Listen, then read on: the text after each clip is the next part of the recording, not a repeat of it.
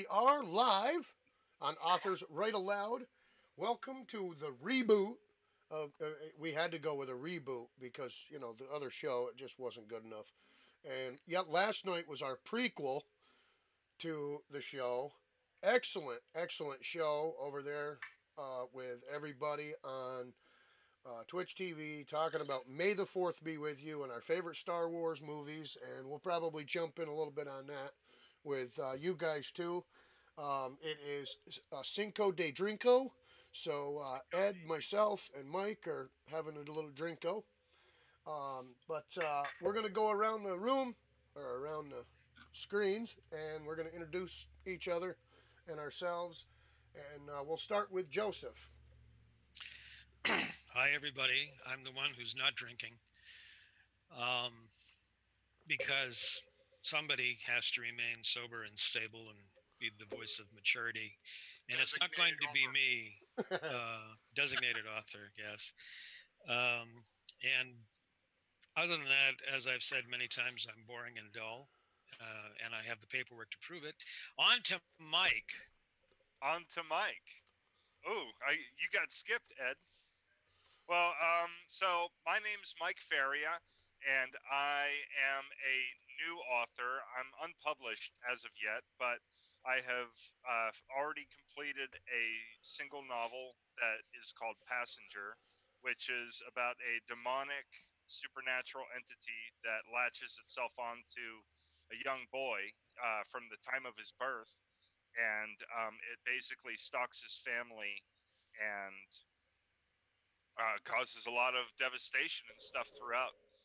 And I did that, and then I also have begun working on a sci-fi horror that I'm hoping to turn into a trilogy, but that is still in the works. And that is all. And for you, Ed. Oh, okay. So we're backtracking. I don't mind being skipped. It's fine. I'm usually skipped in life anyway. I'm Edd Sowder. We saved the best for last. Oh, is that what it is? I am Edd Sowder. You guys may have seen me over on that other show. What is it called? Writer Imperfect quite a few times. But You're I am co-host over there. I'm not the co-host. That is Josh's baby. I have a lot of respect for Josh Robertson and his group over there.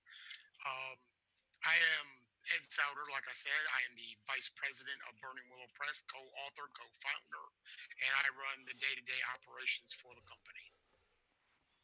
Oh, and I write sometimes too. Huh. My boss said me and Joe have the same shirt on. We went to the same prison.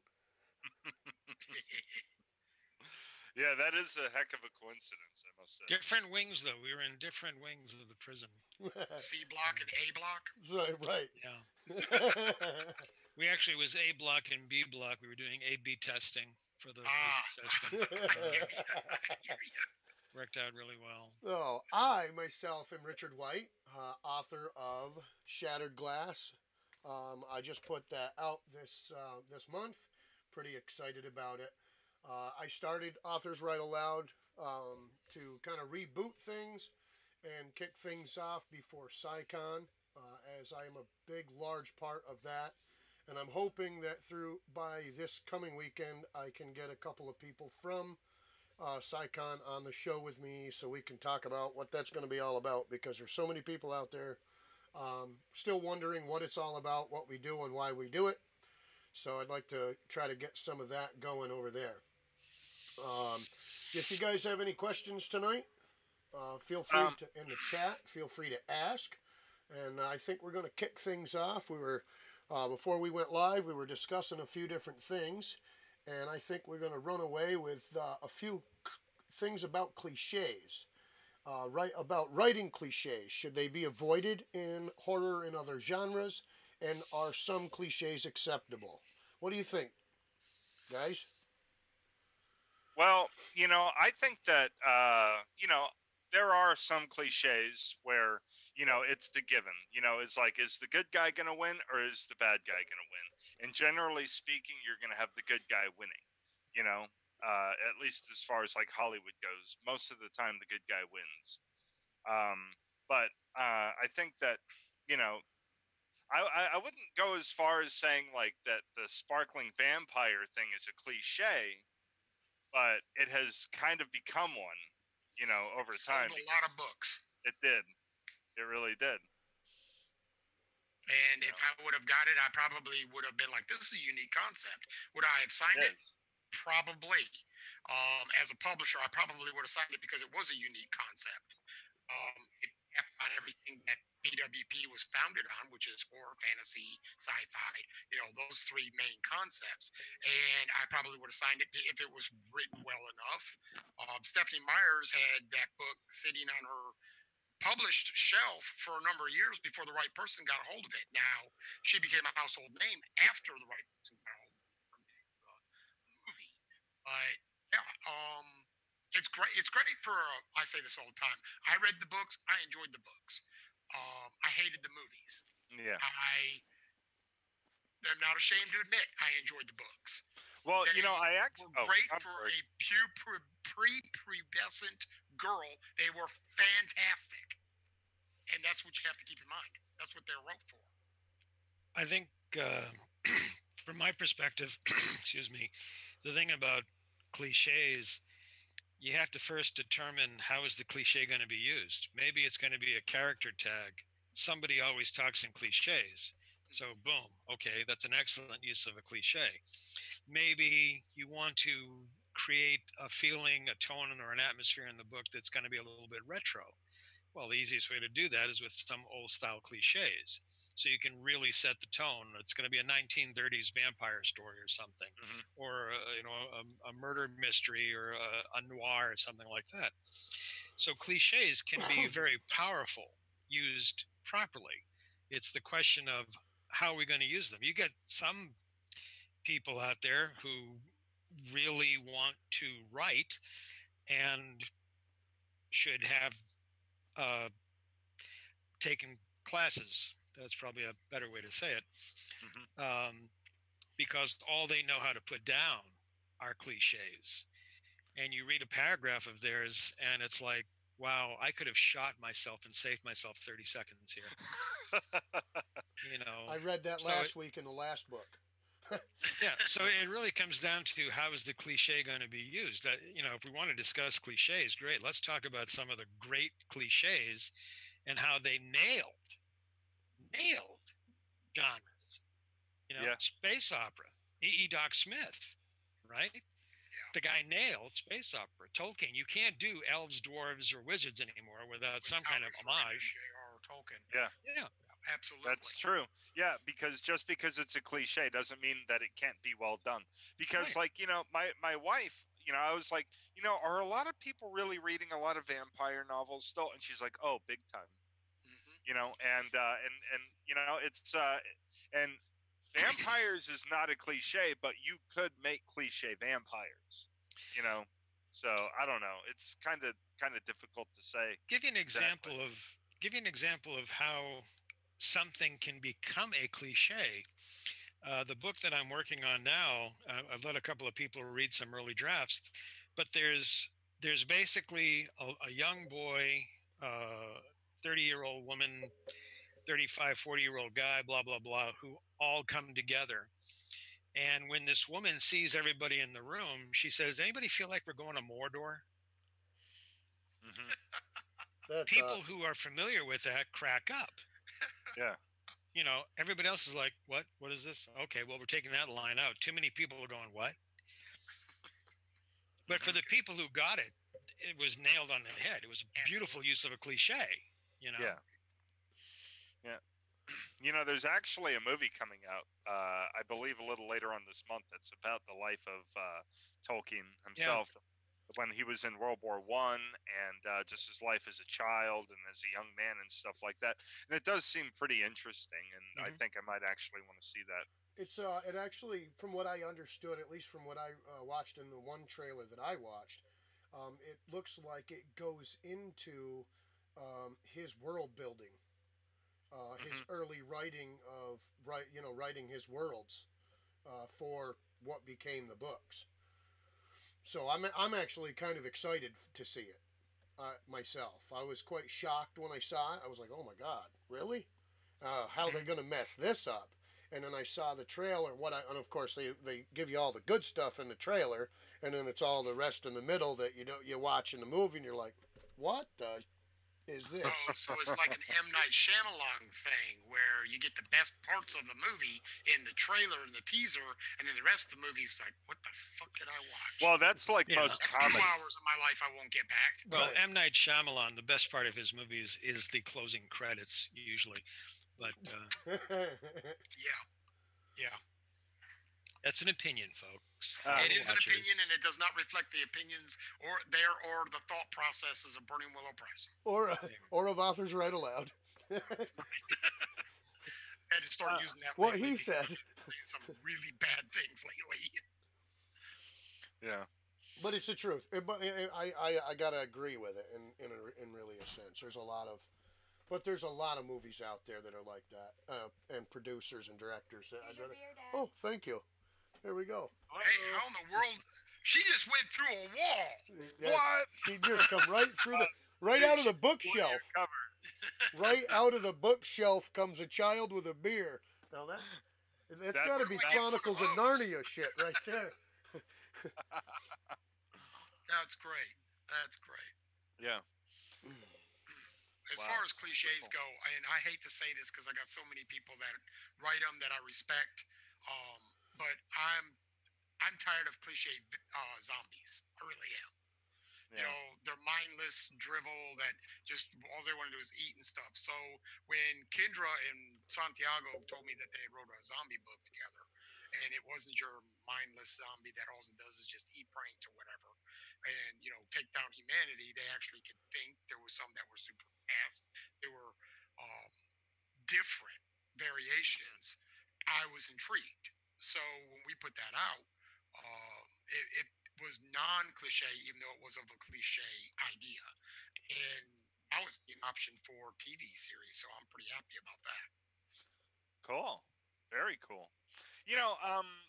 When it came to The Walking Dead, I used to be a huge fan of The Walking Dead show. Up until And, Glenn died, I was too. Yeah, well, honestly, I didn't think that would have affected me that much. But then I realized that what they were doing was that they were killing all of the people who could act, and they were replacing them with people who could not. Well, and I have this on good authority because I know people from that series. One of the great things about being a publisher is I get to hang out with actors and actresses a lot. There is in one of the rooms on one of the sets, it says you only get 3, and it's painted on the wall. Now, what that means, and I'm probably giving out a trade secret here, and I hope that they don't come after me for this, but what that means is you only get 3 chances to survive. After you get your 3rd one, you're gone. Glenn should have died back in the city. Oh yeah. According to the comic books, he never made it out of the city. So Oh, they really? changed the variation completely. Now, I haven't read all the graphic novels. I don't know. But that's what people who are in the know have told me. Glenn was not supposed to make it out of the city. He was supposed to die. So And people were mad about it that he did live further on in the. I was mad about the fact that he stuffed himself underneath a trash dumpster because I see trash dumpsters are in my city all the time. They're not high enough to get underneath. Right. They're Yeah. that far off the ground. I've So- never seen one that you could squeeze under either. Right. Every so, trash I figured he dumpster should where be I'm dead. from sits on the ground. There ain't no daggone wheels or Right. nothing on them. Yeah. Right. So, they variated it a lot from the graphic novel. And he had already made his 3 near misses, so he was done. And now we watched it. I mean, I watched it on reruns mostly, or digital download illegally. And so when it got to that point, I was like, That's okay, awesome. well, he's gone. And I was just done at that point. I wasn't interested anymore. It lost my interest the season before. Hmm. I think And my I haven't watched a single episode since. Well, how about Warm Bodies? Warm my Bodies. dad said that That's- was really good. That's my a dad neat really liked take on zombies. It really is a neat take. So it's good that authors and producers and directors are thinking a little outside the box on how to sort of revamp the idea. they try to do that with Godzilla all the time, but the King of the Monsters is just going to be the King of the Monsters from Japan, and be done with it. Don't keep revamping it. Leave it alone. Yeah. Well, I think this one that's supposed to be coming out is going to be the truest to the way that it was originally back in the 50s. Yeah, where they're like Godzilla. Their mouth keeps on moving. Hopefully, it's not overdubbed like that.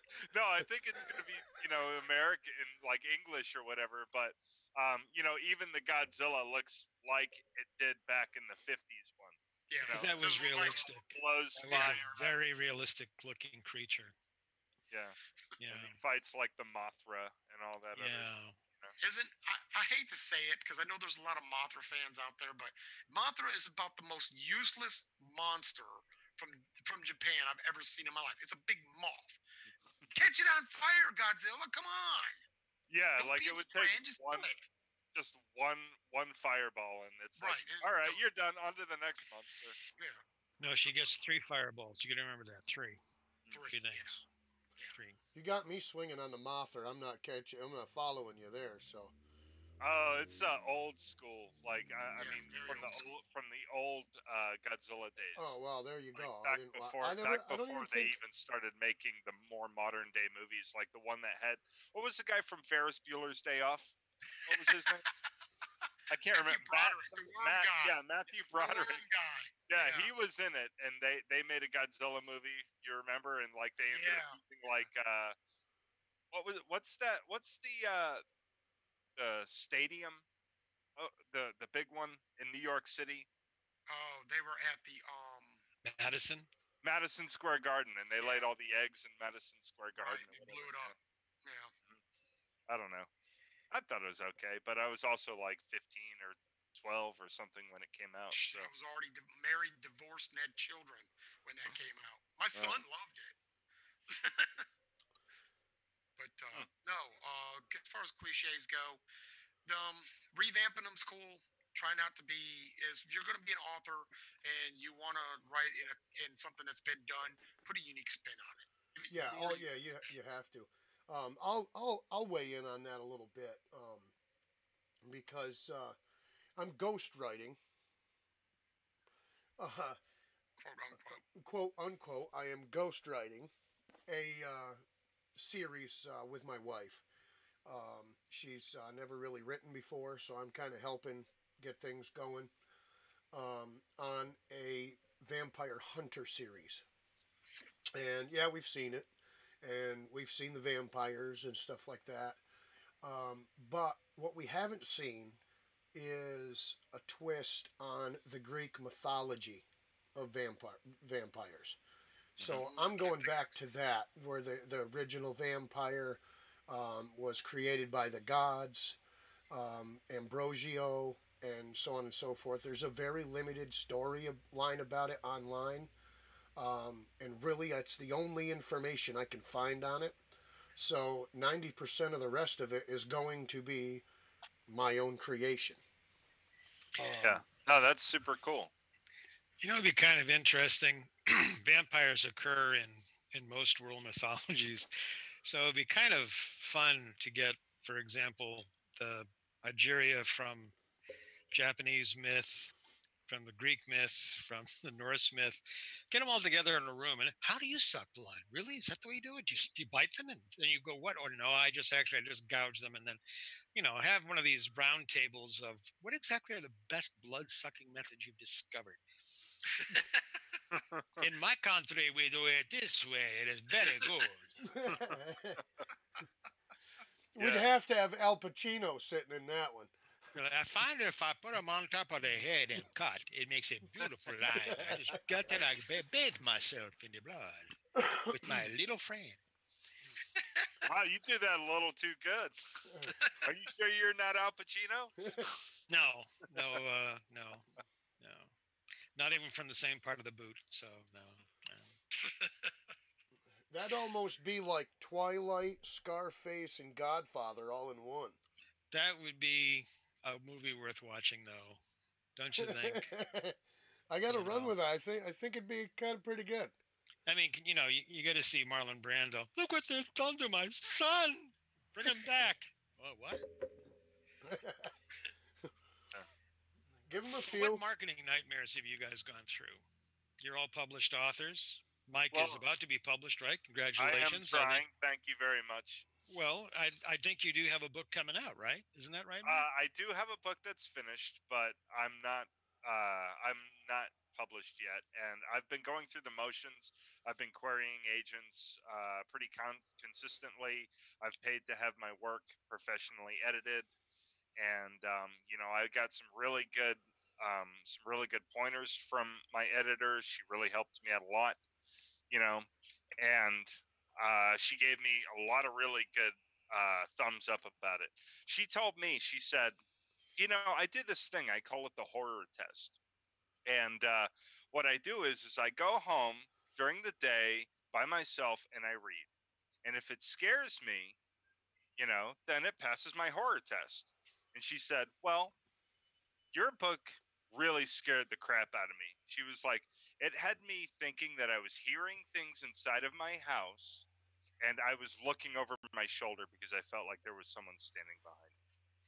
And I was like, hey, I literally walked around for about 24 hours. Good for you. Congratulations. I was like, oh, man. That's hard to do to a horror editor. It really is hard to do to a horror editor or even a horror publisher like me. I read so much horror that I think I'm dead into it. Okay, so here's an interesting thing. We have Ed, who's a publisher. We have Mike, who is now querying. How about, Mike, tell us what your pitch letter is like, and Ed, tell us why the pitch won't work or will work. Oh, that's awesome. Oh, no. That's good. That's awesome. I think that'd be something that'd be better done in private, honestly. Oh, come on. We're all friends here, and most of us still have our clothes on, at least from the top up. So come on. Well, okay. So, I don't have it up. I mean, you want me to? Thank you for sharing that bit of information with all of us. That's what I needed to know. Everyone in Twitchville, Mike does not have it up. So. Well, he's always supposed. Okay, here's something you need to know real quick, Mike. As far as querying, you should have all of your information ready to go at a moment's notice. You never know when you're going to be a wrong number dialed, and it's a publisher or an agent or something like that. The other day, I had a wrong number dialed. They were looking for a landscaper. I'm not a landscaper. I ended up finding out that one of my neighbors down the road is a landscape architect.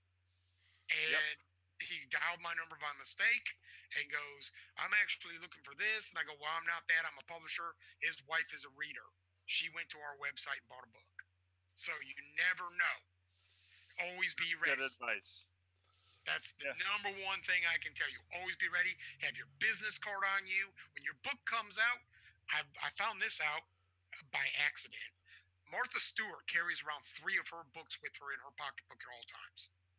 You never know. I didn't even know she wrote. And when she hits you with that pocketbook, you stay down. That's right.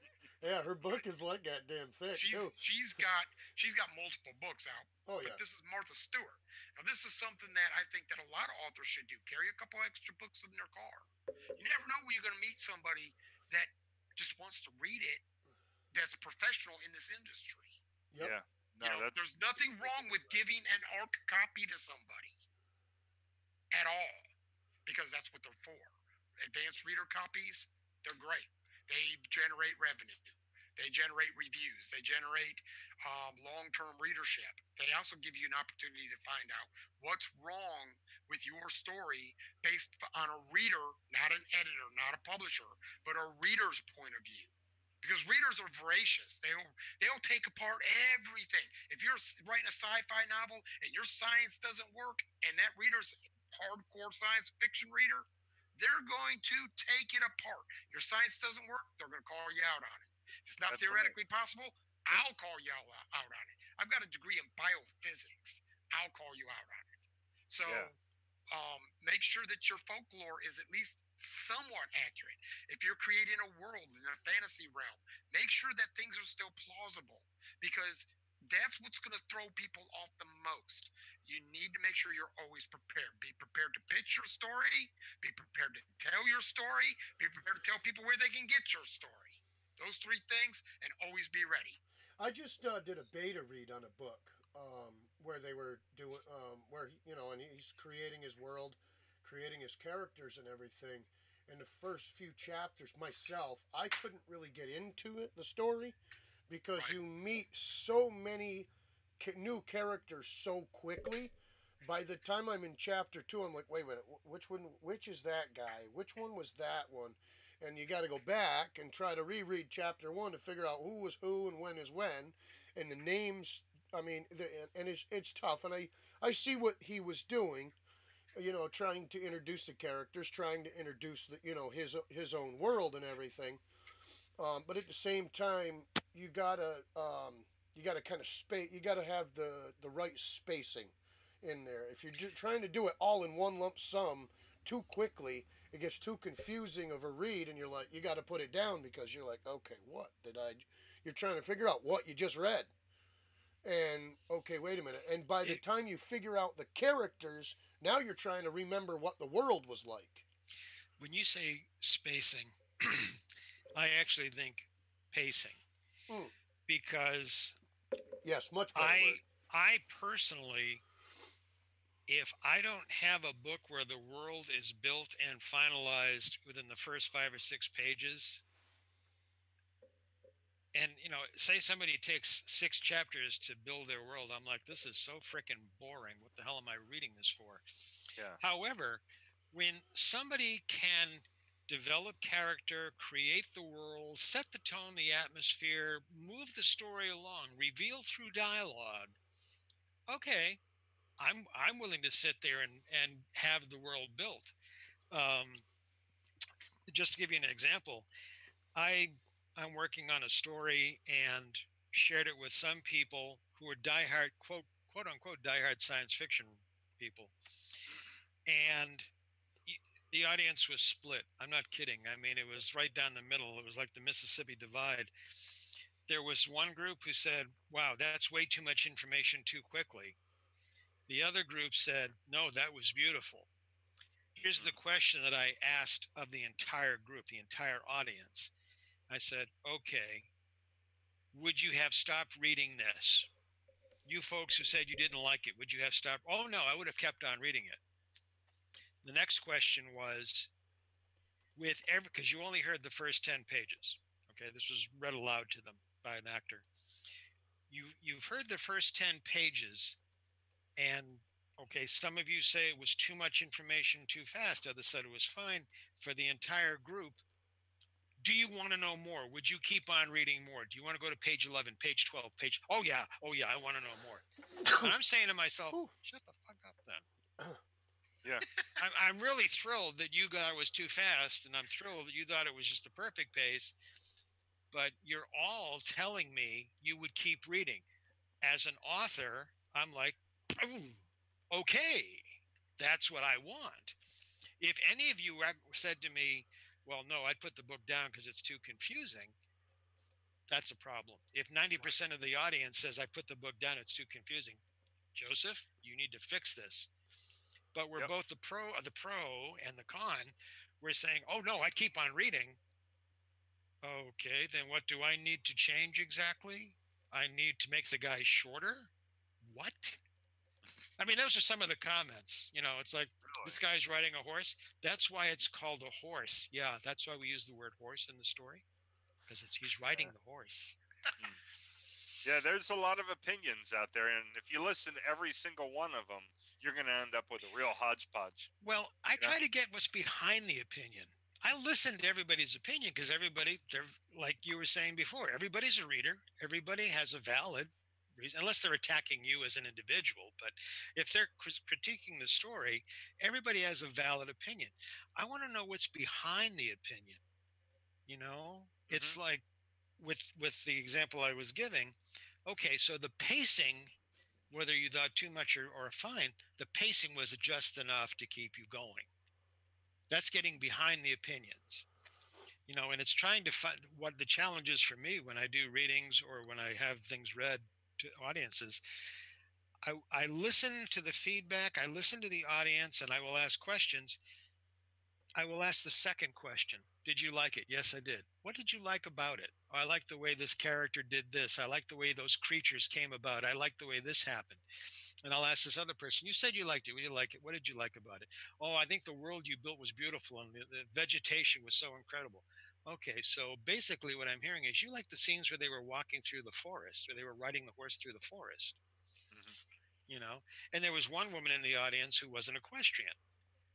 And she was hysterical. She's like, wow, you really nailed how people ride. Well, let's see. My wife has been riding horses since she was 3 years old. Yeah, I got a good source, you know. But it's that type of thing. Everybody has an opinion. Get what's behind the opinion. Yeah. Get to the fact that created the opinion, and see if that's duplicated. Because that'll give you a chance. That'll give you an idea. That needs to be fixed. That doesn't need to be fixed. That's my opinion. No, I totally agree. That's a good piece of advice right there. As far as opinions go, since this isn't family friendly, everybody has an opinion. They're much like assholes, and some of them stink more than others. Cliche alert. Cliche. There's Bing, a bing, cliche. bing. But I mean, it's the truth. It's like reviews. You're going to get good reviews. You're going to get bad reviews. Your book's not going to be everybody's cup of tea. Do you read the reviews? Yeah. Do you respond to them? Never. Don't do it. No. Just if they're great, glowing reviews, you might say thank you, but most of the time, just thank them in your head. Keep going. Move on. Back to that question that Joseph asked about marketing. Some of the things that I've seen authors have a problem with marketing is pretty basic. They aren't doing it. And I mean, all you got to do to market yourself in today's digital age is tell people about your book, for Christ's sake. Just tell them. Psychology says that people have to see the book cover or the title of the book 3 to 7 times before they'll remember it. Okay? That's pretty simple. If you've got a book cover, post that thing. Right. Just put it up. Number Social one. media is easy to do. Makes it easy. That's free. You don't have to take out any money. If you want to do an Amazon ad and you're self-published, it's a lot easier. If you're with a publisher, it's a little harder. Because we have to monitor that as publishers. And we see, there you go. There's another one. There's another one.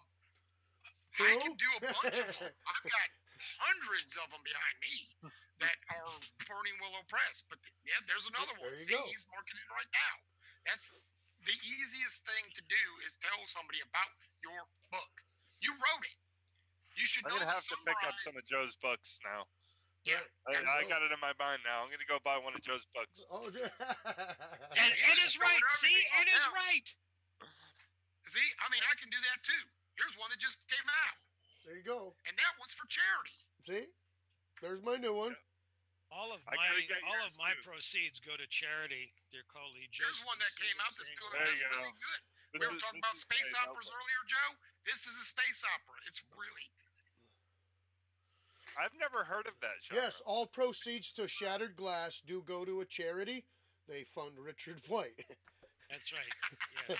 The Richard White Get Better, I Have More Beer Fund. Yes. Yes, there you go. You've never heard of space opera, Mike? I've never heard of that before. What Are exactly? you familiar with the work of E. Doc Smith?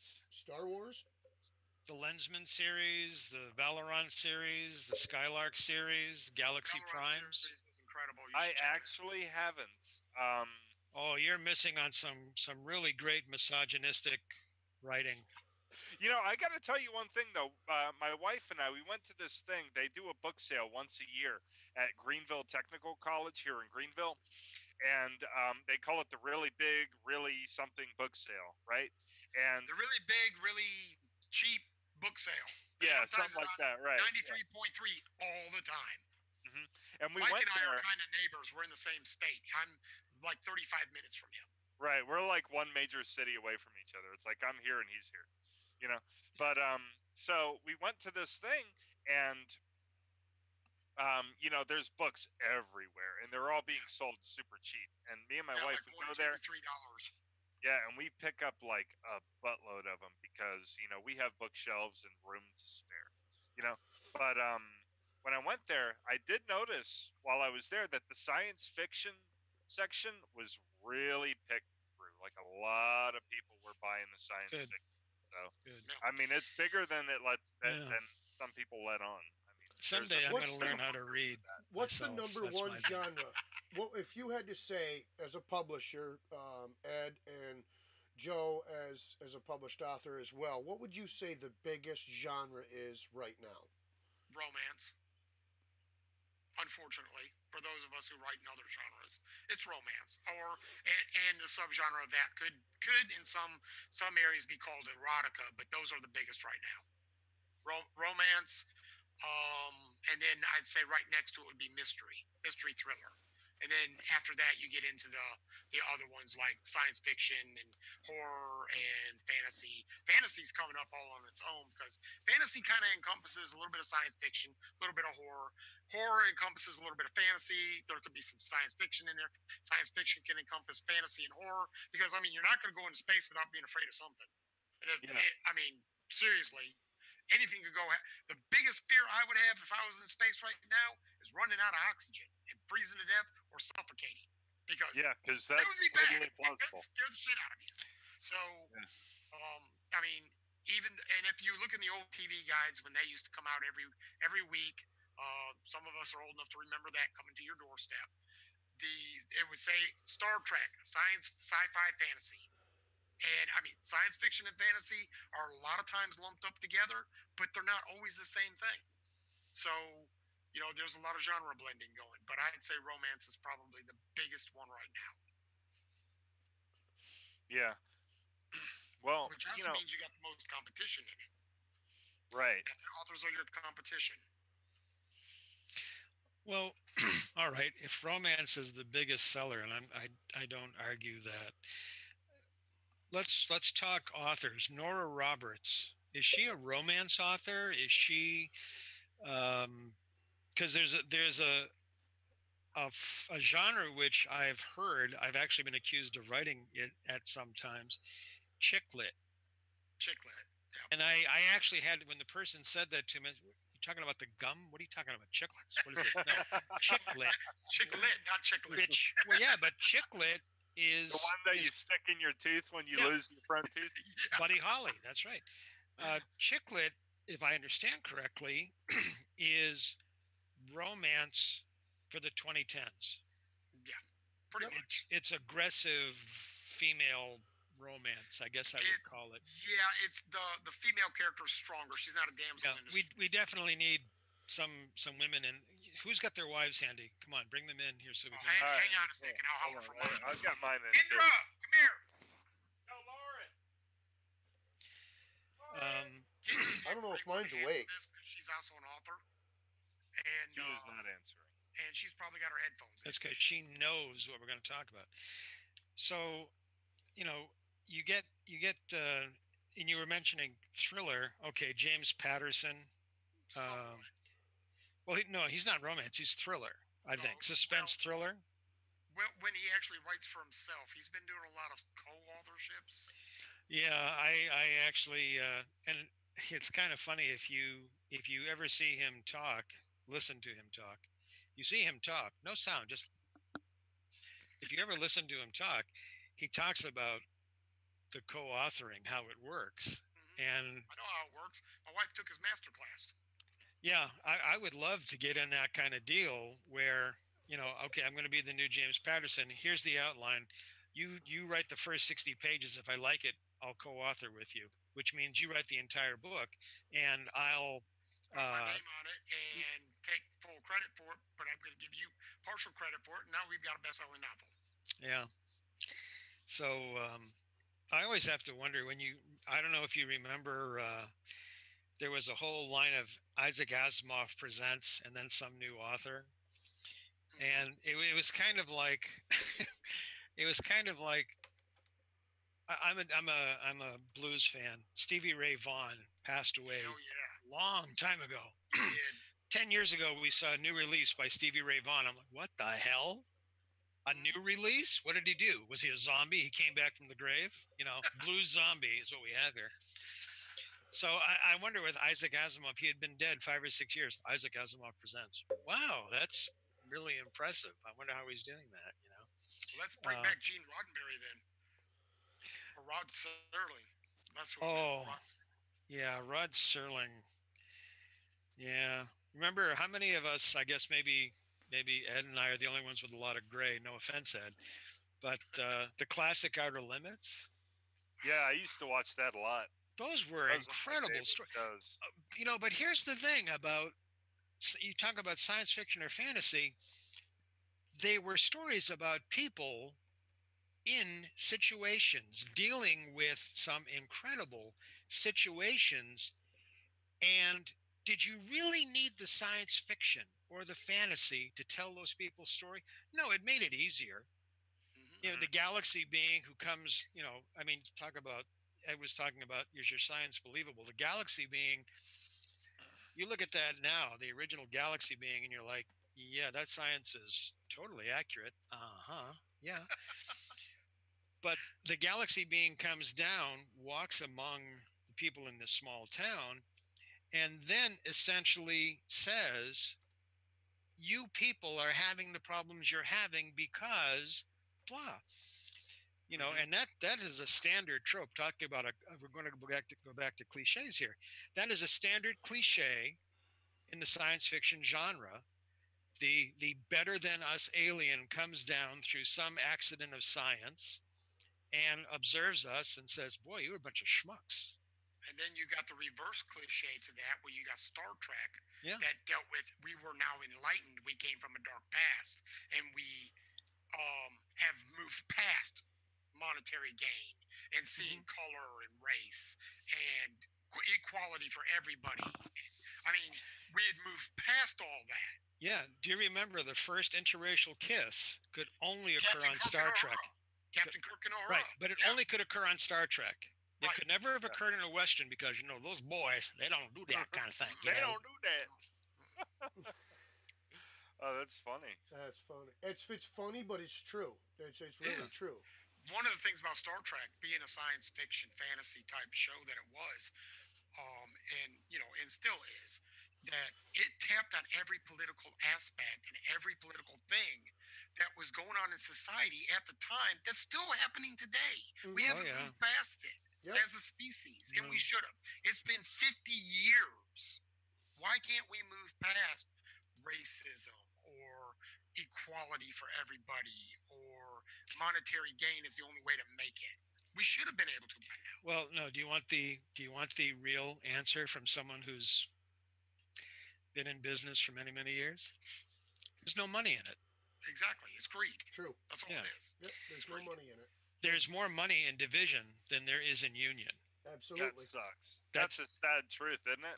It's a sad truth, but anybody who's, we were talking about marketing earlier. Anybody who's really done marketing for major corporations, the difference in branding, when you look at the difference between Ford and Lincoln Mercury, it's the same freaking car. Yep, right? Different badges. Different patches. That's it. I was an ASE certified master tech for 20 years. Yeah. And underneath the hood, it's all the same. Yeah. So it's just creating that division. They got the Lincoln Mercury. They got the Lincoln Mark V town car. Whoa. What are you guys driving? Oh, we're driving the Mercury Sable. Yeah. Well, actually, I remember. Taurus, the Sable. I remember one person saying, well, they were driving a Mercury Brougham. For those of you who remember the Mercury Brougham, and this, I said, that's a really nice car, and the woman said to me, well, it's my version of a Lincoln. Put down the extra 10 grand, lady. Come on, Oh, I'm sorry. Go ahead. No, go ahead, Mike, please. Oh.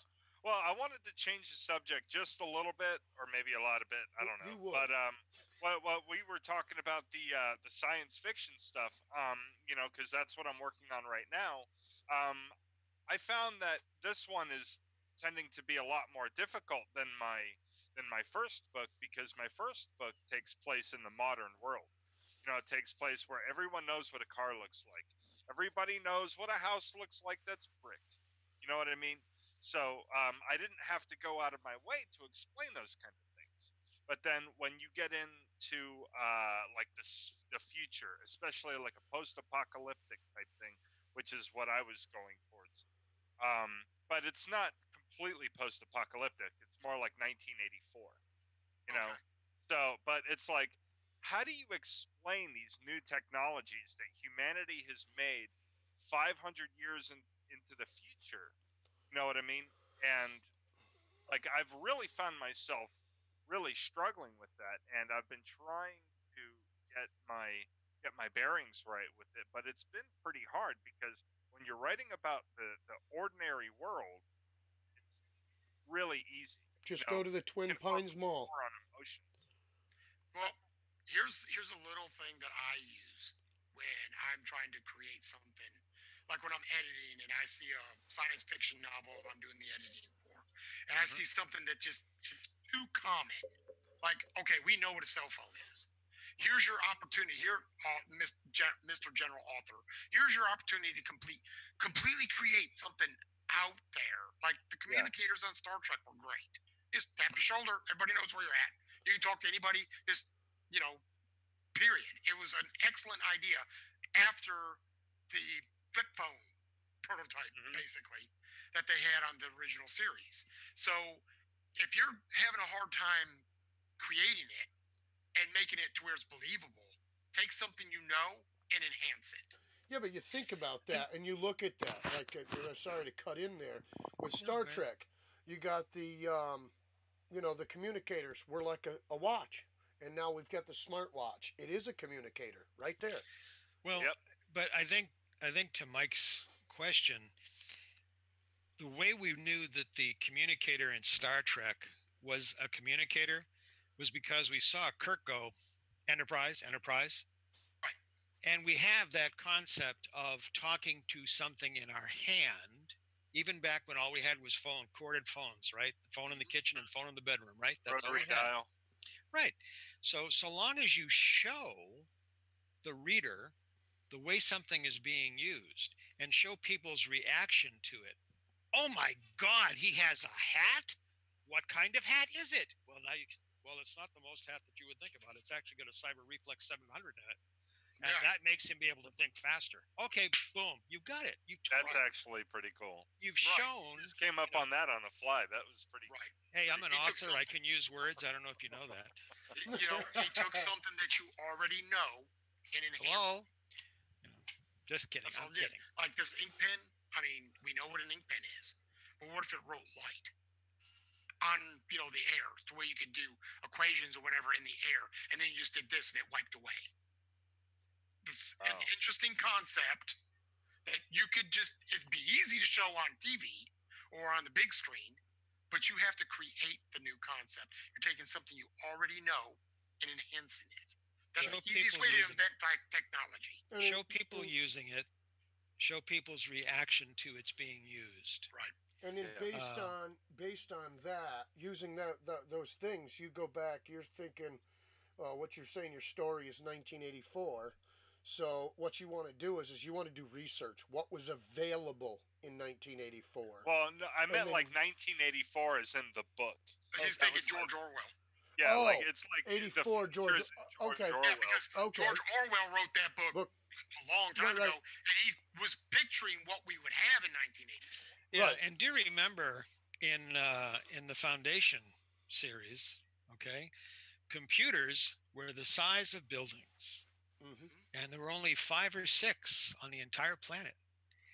So here's something that you may find useful. The history of technology. You study the history of technology through time from, look, we made fire, to, look, we have a smartphone.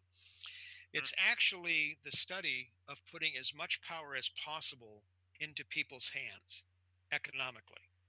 That's really what it's about. Look around you. Look around what's in your house. This is a phone. No, it's not. If I showed this to my dad when my dad was alive, he would have, yeah, right. What'd you do? You made that in shop class? Come on. Yeah. If I told him that this would allow me to communicate to the world, he would say, "What are you gonna do? Shove it up your ass? Come on, kid." Right? But be realistic about it. Now, this little screwdriver, he understands. This pen, pencil, like Ed was showing us earlier, he understands. Mhm. But if you have no clue what this is, okay, and I start going like this, right? It's a grooming device. Right. That's all you need to know. That's it. Doesn't matter. Some smartass he's doing his hair with a ruler. Yes, Mhm. because I have a concept of kingship. Yeah. Cliche. You know, one thing though is it's like all those technologies in the future are not new to those people. They're all as familiar with their things as we are familiar with ours. Right. So, But like, you've got to explain it hovership- in a way to where the reader is familiar with it. And that's where Yeah. being an author comes in. You have to be able to put the words on the paper to where if somebody has that light pen or that ruler that Joseph was using to comb his hair with, you have it explained in a way to where they, as a reader, know what it is. Mhm. Yeah. But it's still future technology. Right. I agree. Oh, Yeah. we're boring our host. No, Oh my God. no. It's just it's late. I know I got to work. It's been a tomorrow. long day. Not boring at all. It's actually very interesting. Yeah. And this is So- also where good editing comes in too. Right. Get, I get want an to. editor who actually has a concept of how science fiction should work. Now, when you say science fiction fantasy based on Star Trek and stuff like that, my personal opinion, which is worth about that much, is that You haven't told us what it is yet.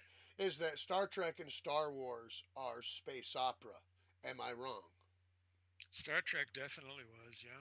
Yeah. I didn't know that that's what it was referred to as. I thought that just meant science fiction. The thing Yeah. about Star It's Wars, to be continuing honest with you, story. I think that's fantasy. I think, to be honest with you, that's more along the lines of fantasy. Well, most science fiction fell into the fantasy realm anyway. Originally, Yeah. before there was science. Yeah. Right. Well, I mean, there's always been science to some degree from the time we were able to create fire. So, I would say that I've always classified Star Trek as being a science fiction fantasy because you had the unknown, you had a whole new world, and then you had science involved in it. So that makes it a sci-fi fantasy in my book. Mike, make a suggestion while I'm thinking about it. There's a movie called The Gods Must Be Crazy. Excellent film. I'm And gonna if write you- that down. If you want to see something about how modern technology in Aboriginal cultures gets, what exactly is this? How do I use this? What's the purpose of this? The Gods Must Be Crazy. God, that is such a good film. Yeah. And there's, I'll think of this other one. It's a fascinating film. It's a fantasy Is it like film. a documentary or is it? No. Well, No, it's an actual film. Oh, it's okay. an actual film about these guys are flying over Ubuntu country and they drop a Coke He bottle. litters, drops a Coke Out of bottle, the- and out an of the Aboriginal finds it. Yeah, and They don't know what to do with it. exactly. Exactly. So the entire movie is what the hell is this, and the severe problems it causes to the Yeah. group. Yeah, because they might start fighting over that bottle. They're like, well, They do. you know, It like I came from the remember. gods. Spoiler, like- spoiler. Oh crap! I guess I just kind of figured that out. I've never even heard of this.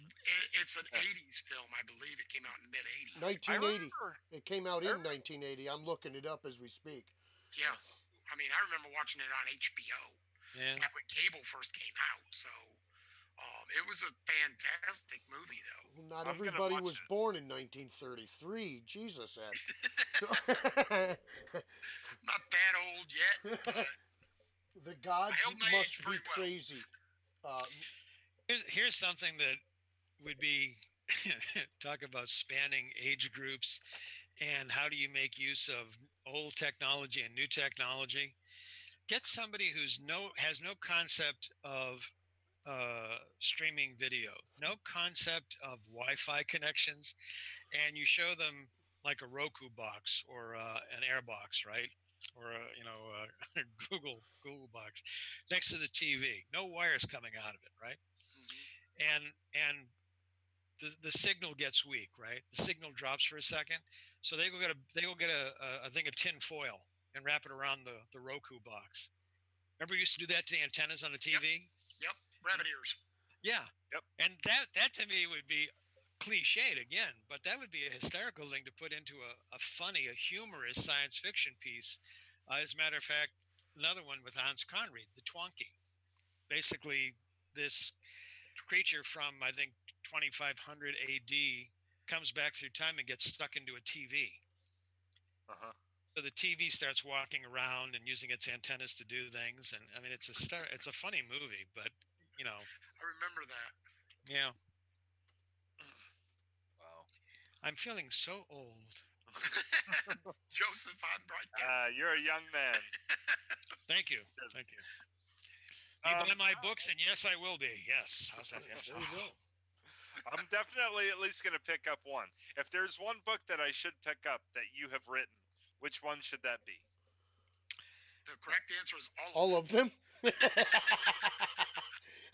Celestial Empires? Campfire. Campfires. Tales told round celestial campfires. Oh, there you go. That's awesome. And which one for you, Rich? Which one do you think that I should pick up of yours? Of mine? Yeah. Oh God, Shattered Glass for sure, but all of them. No, I would go with Shattered Glass. I'm not gonna lie. I am a self-published author. My first two books suck. But don't downplay yourself. I mean, the first one is my very first book of poetry. It came out pretty good. I was happy with it, but I've redone it a couple of times just because I've learned new stuff. I've learned how to copy edit correctly, or at least halfway. I right now am in a position where I cannot afford my own editor. I wish I could, but I just can't. So unfortunately, I am stuck with software. But I go through it several times, and then I go through it again after I get it back. What I did this time with Shattered Glass, I edited it like 4 different times with the software. Once it was done, I published it. I had them send me a proof copy, and I sat there and read my book and circled every single page that needed to be fixed and went, what did I just write? Or what did I just read? And then I went back and I fixed it. So that it was better. But I'd go with Shattered Glass. I am very proud of it myself. Did you write all of those poems yourself, or are they like a... Nope. Yeah. Every single one of my poems is written by me, and I don't know. I find I love doing it. This one here, Shattered Glass, just not to over promote myself, because that's not what we're here for, is a book of poetry exploring themes of mental health, depression, anxiety, PTSD, drug addiction, and suicide. I basically cover all the struggles that I've gone through in my life. I lost several friends over the last few years to drug abuse, suicide, and the depression just caught up with them. I live every day with depression. I live with severe PTSD, anxiety, from being overseas in Afghanistan and Iraq, and this is my take on how to fix it. This is my take on it's poetry, but it's my take on how I face my own demons and deal with it. That's really from your heart. I definitely want to check that out. I'm going to go ahead and pick that up as soon as I get the extra money too. So, we are running out of time. We got about a minute or so left, so we'll probably run a little bit over, but I want to give everybody an opportunity to share where people can find you, can find your books, your social media, to get in contact with you. And thank you all for coming on to the very first Authors Write Aloud show. You're very welcome. So go ahead with, we'll start up in order here. Joe, go ahead with you. Well, the best place to find me is at josephcarrabis.com. If you want to know about me specifically, one of the menu items is about. Strangely enough, I know, but I'm an author. I can do things like that. So, that'll give you my backstory, my history, at least the stuff that I'm allowed to put online, and you'll also find all sorts of other stuff which we hope is useful. I hope you become a member of my blog because I'm lonely. But other than that, If I'm not, there you I go. will. If I'm not, I will. I got to check that out and find out if I am or not. Sorry. No, that's it. As I said, I'm boring and dull, and hopefully I've proven it tonight. Oh, And no. No, actually, you've We're really going to helped ask you keep the back like 10 conversation going. times. You did a really good job. Oh, Ed, go ahead. I am usually at the offices for Burning Willow Press throughout the day, sometimes into the wee morning hours, and on the weekends too. You can find me personally running the website. Well, I don't run the website. Shannon does that. But I am usually running the social media pages at Burning Willow Press on Facebook, or you can find me on Facebook at Edd with two D's, like it's spelled on your screen down here somewhere. Sowder. If you want to collaborate with me a little bit, talk to me, pick my brain, ask me stupid questions, ask me smart questions. I might have an answer. I'm also over on Instagram at BWP LLC and on Twitter at burning_willow. Our website is burningwillowpressllc.com. And we're on Amazon. I'm on Amazon. You can find us at smart.url.it/AZNBWP. Then you'll find 15, probably close to 15 pages of releases out. Our submissions have opened. You can definitely send your submission in. Submissions at burningwillowpressllc.com. Please follow the guidelines on our website. I will kick them out. Sorry, I'm got to be a dick sometimes. That's about it. Mike, where can we find you? Huh? Sorry. Yeah, I'm jotting my little notes down. So generally speaking, I am a Facebook user, but I have two accounts on there. I have one that's my normal, like, send me a friend request account, and that's Mike E. Feria. But I also have an author account that's Michael E. Feria. Okay, and that's the one that you can like. And then also I have an account on Instagram that is author_Michael Feria, and then on Twitter it's at Michael E. Feria 1. And I also have some things written down online. I started a blog probably about 6 or 8 months ago, even though I haven't really kept up with it too much.